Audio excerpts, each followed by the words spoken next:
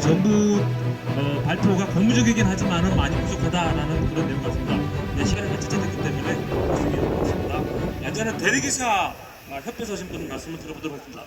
김종용 전국 대리기사 협회 회장님께서 말씀해 주셨습니다. 네, 안녕하세요. 사단법인 전국 대리기사협회 회장을 맡고 있는 김종용입니다. 먼저 이런 자리가 만들어질 수 있다는 게 저희들은 너무나 황송하고 고맙기만 합니다. 저희가 현장의 대리기사로서 거의 10년 가까이 공정시장과 처우 개선을 위한 몸부림치는 노력들을 해오고 있습니다만, 사실은 어떠한 정책 당국도 그리고 사회의 많은 언론기관과 세상에서 저희들의 존재를 인정해 주지도 않았고, 또한 이런 회장님한테 공무노무자 사무처장 김태성입니다. 공직신뢰를 바로 세우고 국민의 공무원이 저도 협회 회장이지만 가급적 현장을 많이 뛰고 있습니다. 저와 저희 회원들께도 여기 오셨지만 사실 간밤에 밤새 일을 하고 이빨도 제대로 닦지 못하고 이 자리에 나왔습니다. 어저께도 뛰었습니다. 그저께도 뛰었고, 한 달 내내 제가 새벽에 회의하고 낮에 모임 갖고 저녁 때부터 밤새 뛰고 있습니다. 저희 대리기사와 같은 플랫폼 노동자들은 스마트폰을 통해서 자신의 업무라든가 존재 조건을 확인할 수가 있습니다. 제가 간밤에 뛰었던 대리운전의 실상들이 바로 이 스마트폰에 있는 플랫폼을 통해서 그대로 확인할 수가 있습니다. 처참하게도 제가 간밤에 회의 끝나고 10시부터 오늘 새벽까지 한 콜 뛰었군요. 한 콜 뛰었습니다. 참 창피합니다. 32,000원짜리 대리운전 한 콜 뛰고 밤새 대기했습니다. 목요일 날에는 2건을 뛰었습니다. 이런 식으로 대리기사와 퀵서비스 기사, 용달이라든가 배달기사와 같은 사람들은 자신의 스마트폰을 통해서 자신의 업무 내용들을 그대로 확인할 수가 있습니다.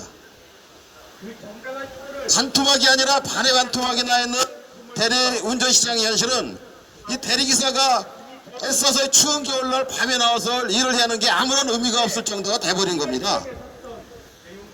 이번에 좀 전에 다른 대표님께서 말씀해 주셨습니다만, 그래도 고맙게 이 코로나19 재난을 맞아서 어저께 정부에서는 3개월 동안 50만원씩의 재정 지원을 해주겠다는 참으로 고마운 말씀을 해주셨습니다.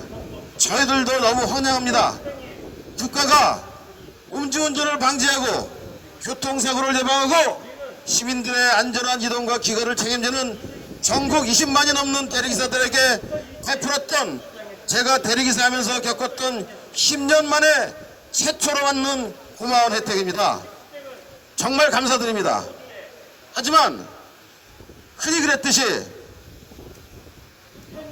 산재보험이니 고용보험이니 재난대책이니 말로는 권고했던 정책 당국의 일정한 조치들은 현장의 상황을 전혀 반영하고 있지 못합니다.